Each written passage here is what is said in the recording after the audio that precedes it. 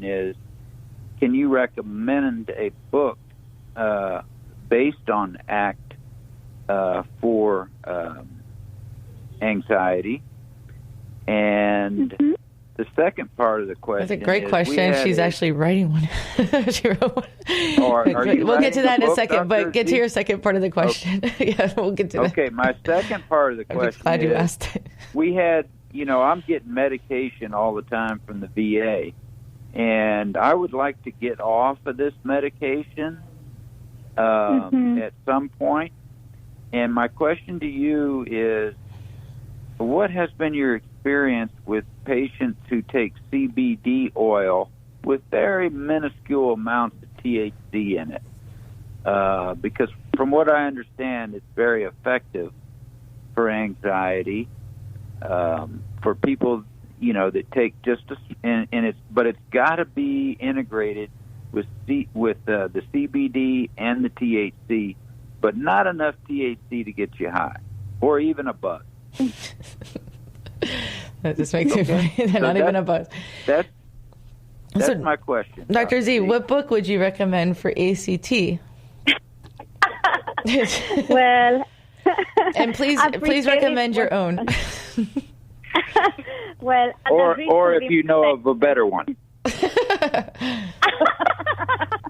Yes, I love that. So I can tell you, let me start by telling you, two colleagues and friends of mine, they wrote the first ACT book for anxiety. There are two resources I will recommend. One of them is an ACT workbook for anxiety written by Georg Eifert and John Forsyth. That was the first book for anxiety that was published maybe 10 years ago. It's actually really, really well written and has all the ACT principles applied to all types of anxiety struggles. It's very friendly, jargon-free, so I would recommend that. That was the first book. And then a friend of mine and colleague of mine, she also recently published another book, ACT, The Mindy Mind for Women. It's an ACT book for anxiety for women, looking at all the different types of stressors and anxiety struggles that a female has, but it's beautifully written too, so you can also benefit from that. What is it called? The Mind for Women? Yeah, it's written by Jill Stoddard. And give me just 1 second, I will tell you. Did you say The Mind in Mind? It's Be Mighty, A Women's Guide to Liberation from Anxiety, Worry, and Stress. Okay. It's a beautiful book. It's beautiful reading. And at the risk of hypertension, I am writing myself an ACT book, in particular for OCD. For teen, I have two versions. I have the teen version that is going to be released in December. Oh, a teen workbook would be great. Of the book. Yeah, it's really a workbook full of exercises. And the version for adults is going to be released in March next year. And what I can tell you is that it's a project from the heart, because I think that we need so much more resources for working with OCD and anxiety. And what has been very important for me is that in my humble experience, I think sometimes psychologists, we can be too arrogant, and we may be writing in a way that is not very friendly. Right, or too wordy or something. I think like some of our training makes us... I can't even write my son a sick note for school without getting elaborate. And then when all they expect is, sorry, you missed school, they were sick. I'm sitting there going, he had stomach pain and abdomen disturbance, or whatever. It's just, I think that sometimes our training makes us a little bit over wordy, for sure. I think so. So I think my whole commitment when writing these resources has been to be written something uncomplicated, unpretentious, jargon-free, that my clients can read and actually put into practice in their lives. And it's all ACT, right? It's all acceptance and commitment therapy blended with exposure response prevention. Oh, nice. So just take a peek when you have a chance, yes. Sometimes, it's so simple. And Grant, thank us great questions, and thank you for calling in and asking those great questions.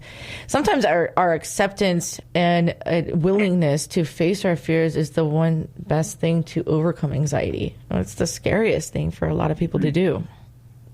Yeah. The scariest things, just to face our fears, right? Just because I think we have been told that it's a bad thing to be afraid, that we should conquer and get rid of, when actually the approach is really making room, leaning to it. For sure.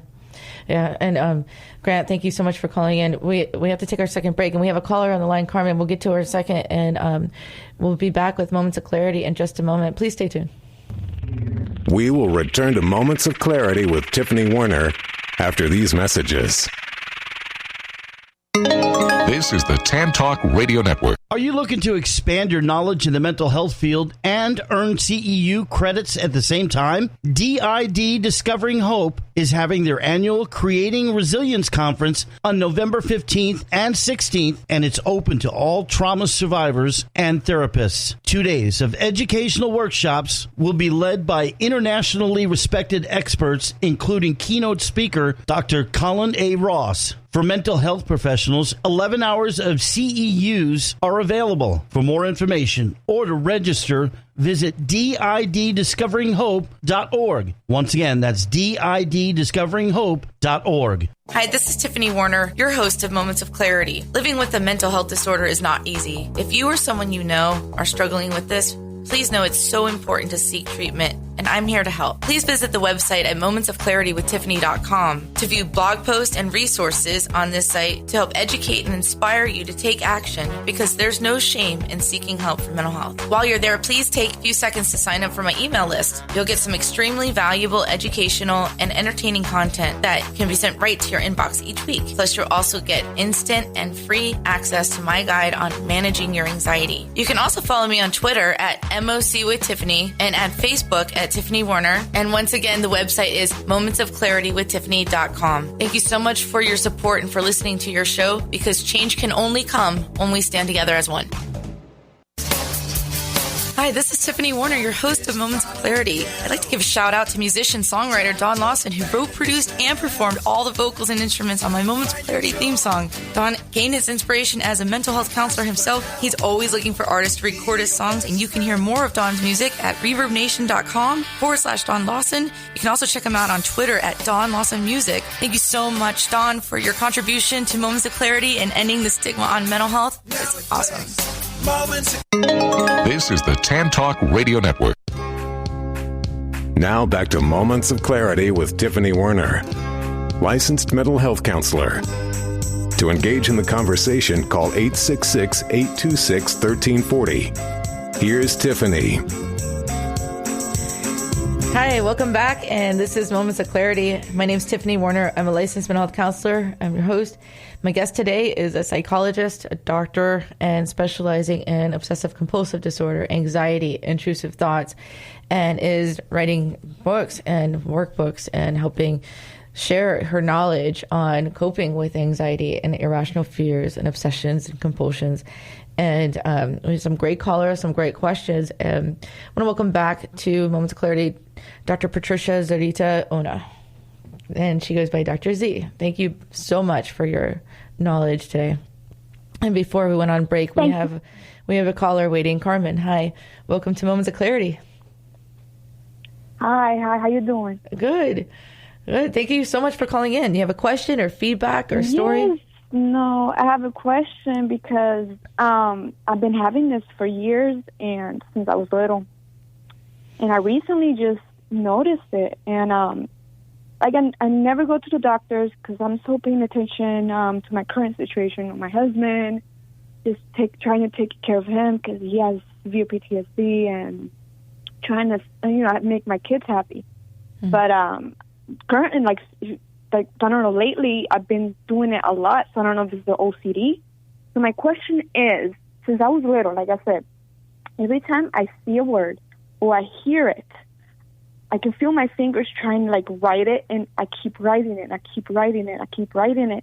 And then when I feel like this itchiness in my body, and I don't feel comfortable because it's not written right, or I don't know what's going on in my head, but when it's written the correct way, I stop writing it. It doesn't matter. I'm writing it in my leg, I'm writing it in the air, I'm writing it in the wall. I'm writing it wherever I can write it with my fingers. So it's just, I since I was little, I've been doing it, and lately it's been currently like too much. So I don't know if it's OCD or what is it. Oh, I don't know. Stress could definitely trigger bad or impulsive behavior. Dr. Z, what do you think? Thank you so much for calling and asking Thank you this very question. much. And for sharing, Carmen. That's beautifully said. And I know that it's very hard to call into these radio shows, so thank you so much. Yeah, it's a very courageous move to be sharing. So, Carmen, here is something to think about, right? And I'm sorry because I don't know you, and this is a radio show. So one thing is that sometimes we do have all types of behaviors that pop up. Like, for example, when I'm driving on the freeway and I see a dead animal, I may kind of like avoid looking at that, right? That's pure avoidance. I like it because I will think about what I saw, right? But it doesn't affect my life, right? I can let it go and I keep moving along with my day. What would you say about this? Can you let it go, or is this something that you have to do? Like, if you don't do it, you won't be able to go to the next thing in your day. I won't let it go till I feel better because, I avoid the animal, and then I say, rest in peace, you're in a better place. And then when I say that, yes, I feel a little better. Yeah. So I think that maybe I would suggest that you talk to someone who can do a full assessment of OCD, because here's something to think about is that there is a lot of annoying content and annoying thoughts that our mind comes up with, right? Things that we don't like, right? Am I going to, do this person really love me? Am I going to pass this test? Are people going to like me in Tiffany's show? But even though we don't like them... Were you anxious of coming on, Dr. Right? Z? Of course. That's the second time you've mentioned it. Well, you're doing great, though. You're doing fantastic. Thanks for the reassurance. You are. Ding, ding. Thank you. So I think as our mind comes with those thoughts, right, we don't organize our behavior around that, right? But with OCD, what happens is that an obsession can be an image, can be a thought, can be these urges about doing something, and it can be very bizarre. Am I going to stab my child, right? To non-bizarre, do this person love me? But then what happens is that these are like really sticky thoughts that people cannot let it go. Imagine if you have put your fingers inside an electrical outlet, the whole body will be shaking, right? So sometimes obsessions are like that you just really, you cannot let them go. Your whole body's on edge. And you really want to let them go, but you can't. Or your brain tells you that you can't, right? So that's something that is very unique to OCD, that it's really hard for a reactive brain to let those thoughts or those feelings go and go along with the day. And if that's what you're describing, and if you're organizing your behavior to just feel good and get rid of that, I will highly recommend that you talk to a professional who knows about OCD so they can do a full assessment. So you don't have to be stuck with this. Hey, maybe you should come. Because I haven't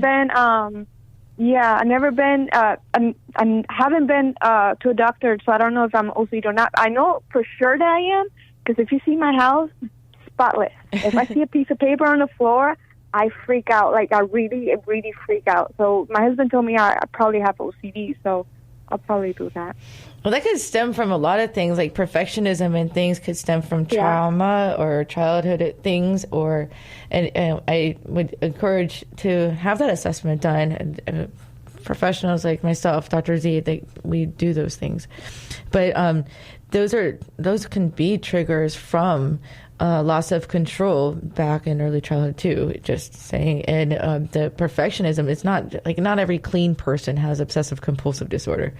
But if it's to the point where it bothersome if someone enters your home, or to the point where it's affecting your livelihood, it's something to definitely look into. I'm curious, Carmen, when you said you write a word, and you said you write it on your leg or in the air or on a wall. Do you have a specific word that you write over and over again? I've noticed it's always emotional. It's always emotional. Like, the like word love. I see a love. Yes, love. I always write love. I'm always writing fear. what is the other one? I remember when I caught myself